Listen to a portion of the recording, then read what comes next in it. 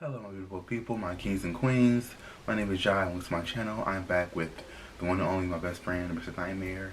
Hey, this is 3 horrifying true ski trip horror stories. I've never been skiing and I like to go one day, maybe this year, around Christmas time, around my birthday, or somewhere beautiful. Probably Colorado or Idaho, so let's watch. Or somewhere they want to mention. Somewhere in the mountains. Colorado, Idaho, Utah. Yeah, big. My first big skiing trip ever was with my friends Angel, Amy, and Jessica, and we all flew to Colorado. See, We all rented an Airbnb in the town of Snowmass, right by Aspen Mountain Ski Resort. I had only been snowboarding one other time in my life at this point, and that consisted of riding down the bunny hill over and over. I was pretty bad. What's that noise? First thing we did from the airport was Uber straight to the Airbnb. It was a spacious 4-bedroom house. It had a huge deck with a hot tub on it overlooking the Colorado countryside. Since it was nighttime already by the time we got there, we went out to some local bar on the first night, which was a Thursday. The next day we went straight to the mountain via Uber. We got our rental equipment at the mountain to make things easier. It actually wasn't super crowded on the first day, probably because it was a work day. The next day, it got a lot more crowded. For some reason, I just couldn't really get the hang of it. I couldn't make it down a slope without falling at least a few times. At a certain point, I was so fed up that I just sat on the side of a slope to catch my breath and take a break. Meanwhile, a bunch of people zoomed past me, even little kids that made it look easy. It's alright, take Then your came time. this man who seemed like he didn't really know what he was doing either. He came up to me and asked if I'm okay, and he started trying to make conversation with me. It was the weirdest spot to make conversation, so after a few seconds of answering his questions, I got up and said nice talking to you, and resumed trying to snowboard down the mountain. This mountain was a blue run, meaning it was a longer slope to get down and slightly more difficult than a green. I stopped again a little further down the mountain to take another break. I really wasn't having fun. The same man was falling. To my dismay, I saw that guy from before approaching me again. He was inching closer to me with the same struggle I had been dealing with. He stopped right next to me and unstrapped from his snowboard, then sat a few feet from me. He started talking to me about how he's not used to so many pretty girls like me being here. This was super weird because I had on a ski mask and helmet. My face was practically covered. He asked who I was here with. I lied and said my boyfriend. He laughed and said he saw me come here with all girls. I looked at him and said ew really loud, and then got back on my snowboard and continued down the mountain. I mean, you don't know that. It's weird, but I snowboarded better than I ever had in that moment, perhaps because I had the proper motivation to just get down the mountain. When I got to the bottom, I immediately went to the lodge and sat at one of the tables, calling each of my friends. Amy was the first one to pick up. I explained what just happened and asked her to just come sit with me. A few minutes later, I saw her walking over to me. I had already texted our group chat saying we should leave. It was already around 3 o'clock anyway. We'd been there a few hours. When Angel and Jess... This is the quick thing. I had a thought it would just be real nice to just go on the ski trip, get a nice cabin, a nice lodge somewhere, like one of those villages they have in the ski resorts, and just chill, roast marshmallows, to get cozy by the fire, and just...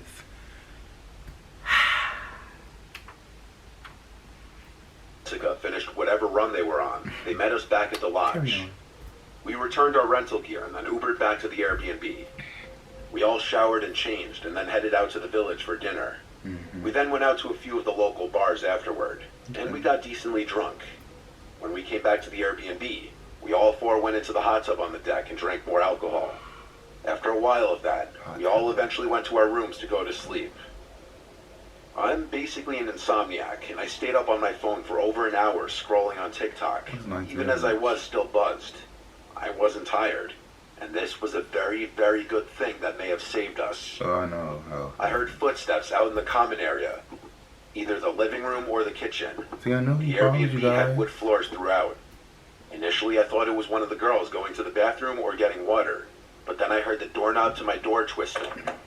I sat up and was about to say one of their names, but I stopped myself because why would one of them be trying to come into my room?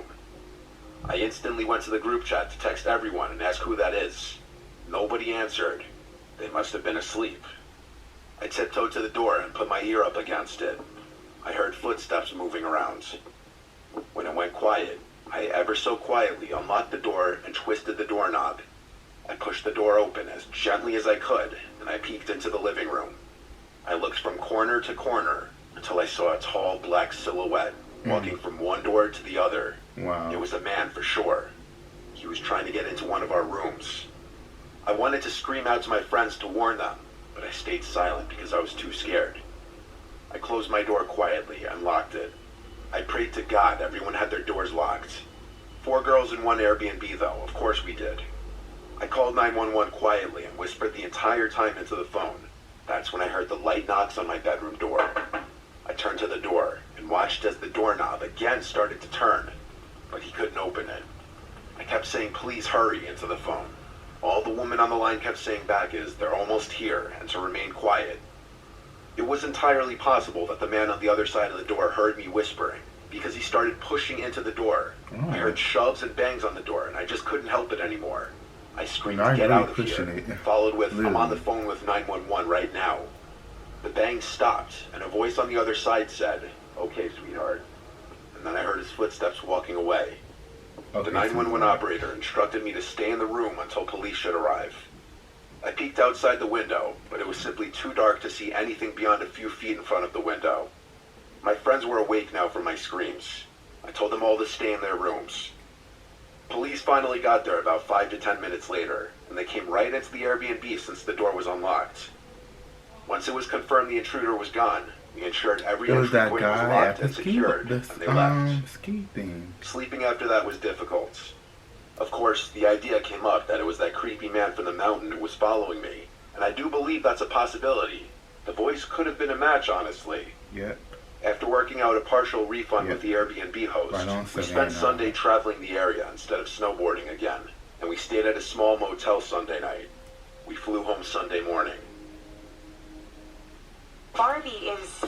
Or change plans because somebody else's bad behavior. Whenever I was scared as a kid, my dad had always told me in life that you should not be scared of ghosts. Fear the living because they can actually hurt you.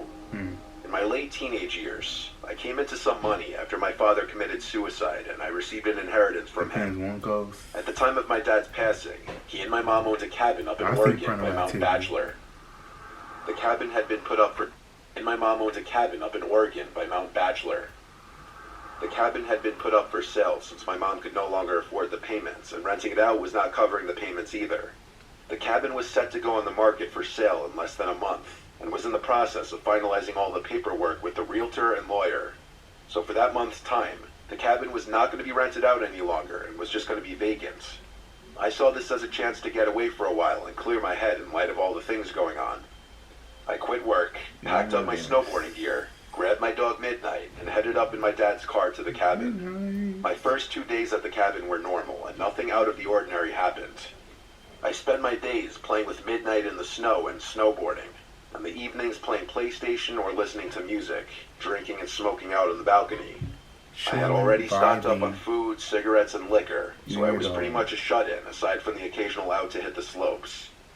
With my dog as company and DVDs, PlayStations as entertainment, I was quite content, and started to feel relaxed after all the drama that had preceded my outing. The cabin itself was 2 stories. The bottom story had the living room and a side guest bedroom, along with a small kitchen. Upstairs had another 2 rooms, along with a walkout balcony attached to the master bedroom. Most of my time was spent either in the living room, kitchen, or master bedroom. I never ventured into the other rooms. The 3rd day came around, and I was going through my usual routine of playing with my dog, playing games, and watching DVDs. That day it was a pretty heavy snowfall, so instead of hitting the slopes, I stayed in. That's when things started getting a bit weird. In our area, there were only 2 other cabins adjacent to ours, maybe a block away from each other. All other cabins aside from these 2 were around a mile away from ours. Surrounding us was mostly forest and very tall pine trees. Both these cabins were empty, and for the past couple of days, I knew that no one was currently staying there. Around midday, while outside with my dog, I noticed what looked like footprints in the snow around the area surrounding our cabin. It was still snowing, so the footprints looked semi-fresh, like someone had just been there in the last 20 to 30 minutes before me. I thought that maybe someone was staying in the cabin near me that I may not have noticed. Maybe they were shut-ins like me.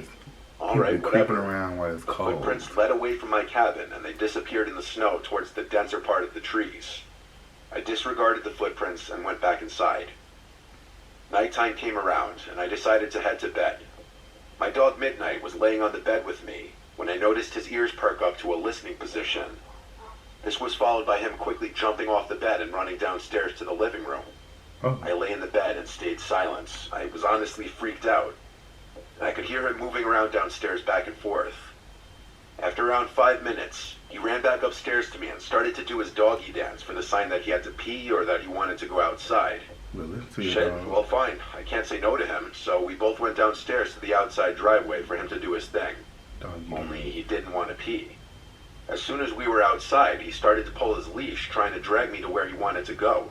He kept looking into the dense part of the trees where the prints had been earlier, but he also kept sniffing the side of the house and looking up towards the roof. Oh. After he figured out that I was not going to go where he wanted, he sat himself down and just stared into the darkness. Trying to be Santa Claus. A bit unusual for him, but alright. Maybe there's some forest animals out there that he wants to chase down. But fuck this, I didn't want to chase anything. So I pulled it back inside and we both headed back upstairs. Around half an hour later, I was lying in my bed when I heard what sounded like hooves walking on my roof. It was only a series of around 6 steps, and I rationalized that it could be a pine cone falling from a tree onto the roof, or maybe a kind-hearted forest animal running around. But here's the thing. The steps seemed to be spaced apart like a man-length stride, so it was really freaking me out. Midnight also heard the noise and was quick to run to the balcony screen door, expecting for me to let him out. Alright, you know what? I'm a tough guy, and at the time, I considered myself to be fairly well built and strong enough to handle myself. Okay, so I grabbed my coat and shoes along with my cigarettes and flashlight and went out onto the balcony. As soon as I went outside, I lit up my cigarette and started canvassing the roof with my light. Nothing there, and the snow on top was undisturbed. Weird. Was it all in my head? What about Midnight hearing the noise? Maybe he was feeding off my paranoia. I started to calm down and relax again. My eyes started to adjust to the darkness, and I kept smoking and just staring at the stars and trees next to our cabin. That's when I saw it. In a tree that was a little taller than our cabin and around 20 feet from the balcony, I saw what looked like a man crouched in a squatting position in between 2 branches. It looked really tall, like 8 or 9 feet, and it was really fucking skinny. It was squatted on one branch, and its freakishly long, white arms were extended above its head, holding onto the branch above it, while its mouth was wide open with no expression. What the fuck is that? What you smoking? I wasn't sure if I was really seeing this thing, and stood just staring and sat there motionless. I noticed Midnight stand up and start pacing behind me and lightly barking at the same time. The thing still did not move. I put my cigarette out and was debating on shining the light in the thing's direction, but something in my head kept screaming not to. So I walked backwards to the inside of the room and pulled Midnight with me. Once inside, I locked the door and shined the light in the thing's direction, but there was nothing there. I shut the curtains to the screen door and retreated back to bed. But later on in the night, I heard some light tapping at the screen door, like someone was tapping on the glass with their fingers. It was consistent and did not stop for nearly an hour. Midnight seemed to stare at the door, but he wouldn't go near it anymore. The weirdest part was that I had a feeling like someone was inviting me to open that door, but at the same time, I kept hearing my dad's voice in my head, telling me to stay in bed and don't do it. I listened to my dad's voice and just stayed where I was. I passed out eventually and woke up in the morning. It didn't take me long to pack everything and get the hell out of there. Ready to...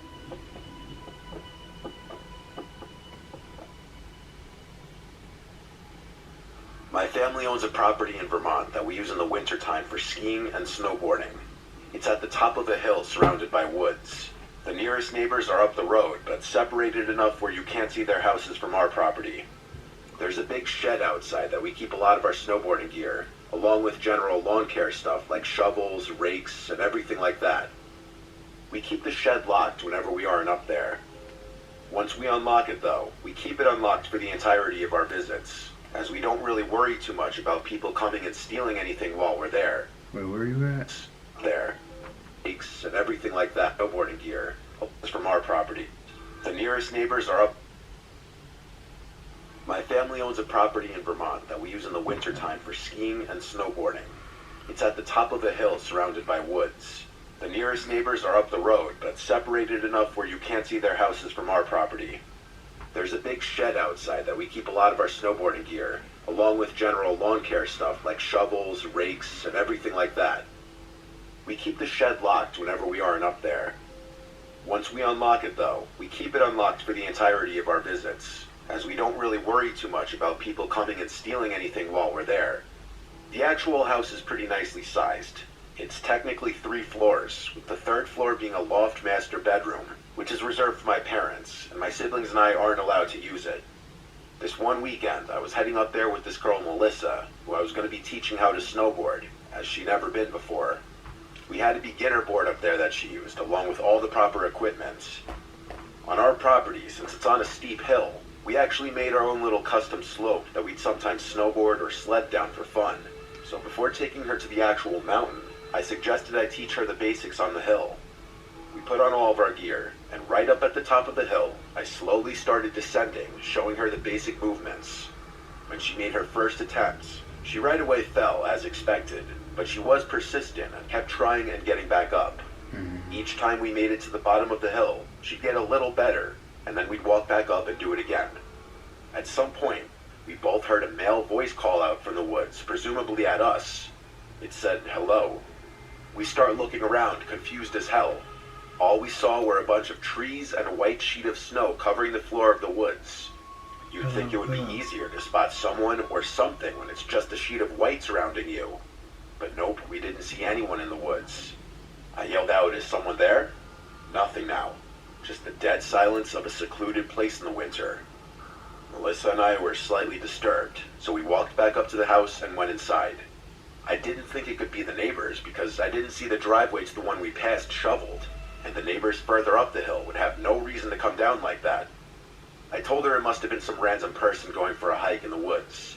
That was the least scary possibility.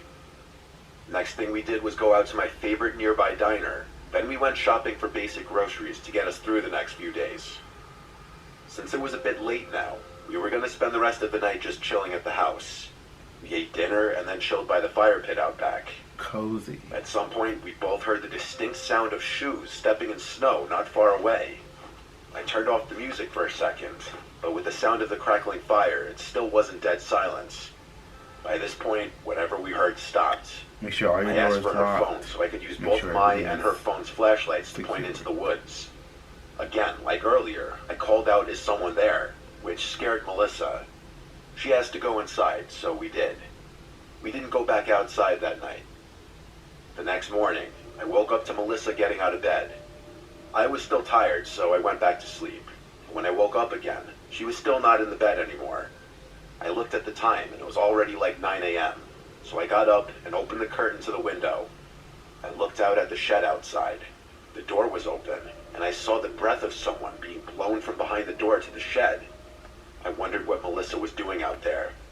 I opened the window and yelled Melissa's name, but when she called back, her voice came from inside the house, right in the living room. I got goosebumps. I kept watching the escaping breath of whoever was in our shed blow out the door. I yelled outside, "Yo, who's in my shed?" And a few seconds later, I shut the window and ran out to the living room to find Melissa watching TV. Or rather now, she was more so just standing in front of the couch, concerned. I looked out the back door and saw the back of somebody dressed in black running into the woods. I looked for my boots, but by the time I put them on, it was too late to chase him. I went to check the shed to see if anything was stolen, but it seemed everything was there. I relocked the shed just to be safe. I saw the footprints of that person lead from the woods to the shed, then back to the woods again. I wasn't about to follow the footprints, though. After nerves calmed a bit, we ate breakfast, then headed for the mountain, and we had a whole day of snowboarding. Melissa picked it up surprisingly well, and we plan to have one more day at it tomorrow. Yes. After we got back to the house, we cooked a steak dinner, then watched a movie. We didn't want to sit out in the dark again after last night and earlier that day. In the middle of that night, I woke up to Melissa shaking me. She explained why. Then she told me to listen. We sat in silence for about 30 seconds before They we came heard, back? "Help me," in a very long, drawn-out voice from outside. Melissa was in hysterics. Then we heard the voice again.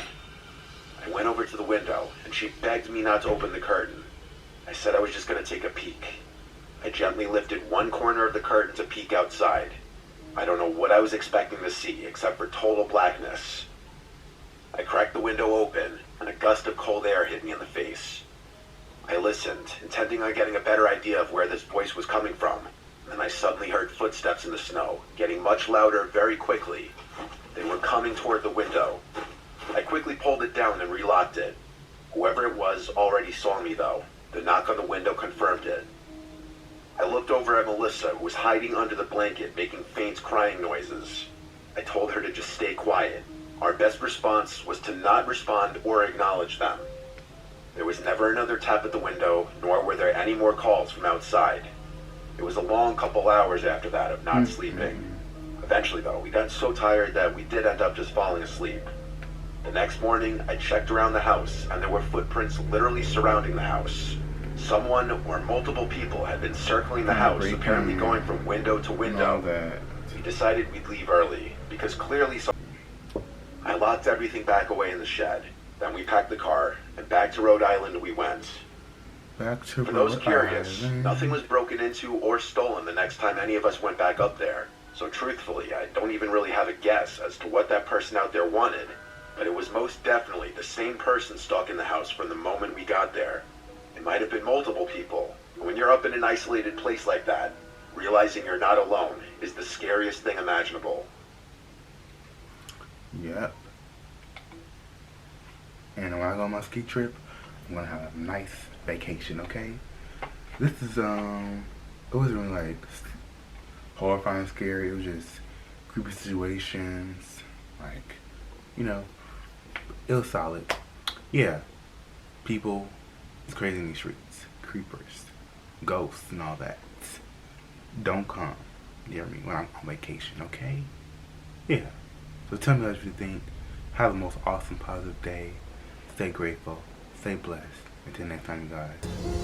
Fighting with thoughts in my head, blaming myself, what I did wrong, going insane, figuring out how to change. Just let